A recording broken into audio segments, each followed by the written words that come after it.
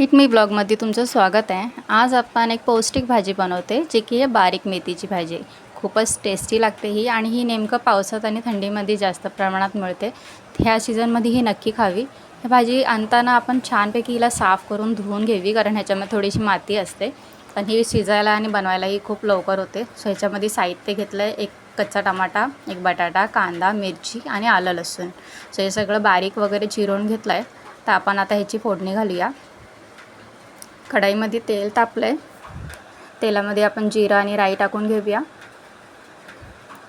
कांदा घेऊया टाकून, मिरची छानपैकी याला थोडंसं ब्राउनिश होऊन घेऊया। हिंग घेतलं आहे। हिंग वगैरे छान टाकल्यानंतर बारीक कापून घेतलेला आपण बटाटा याच्यामध्ये घालून घेऊया। छानपैकी याला वरखाली करून परतून घेऊया।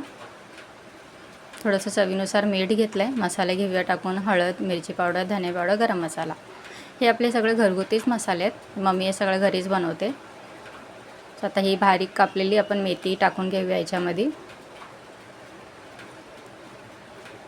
थोडीशी ढाकण देऊन वाफायला घेतलं आहे।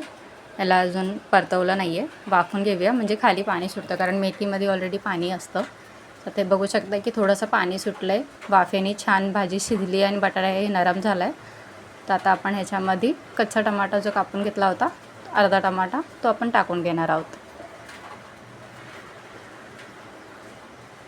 सो टमाटा घातल्यानंतर भाजी थोडीशी सुकून देऊया। टमाटा आणि बटाटा नरम झालं की हे सर्व करण्यासाठी आपण रेडी आहे।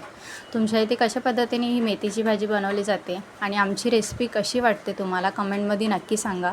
काही सजेशन असेल तर नक्की शेअर करा। व्हिडिओ आवडल्यास लाईक करा, शेअर करा आणि फॉलो करायला नक्की विसरू नका। सो भाजी झाली आपली रेडी, ज्वारीच्या भाकरीसोबत सर्व करण्यासाठी। या सीजनल भाज्या थंडी आणि पावसातच खाण्यामध्ये खूपच टेस्टी लागते। औषधी आहे आणि पौष्टिक पण। तुम्हीही नक्की करून पहा। Thank you so much.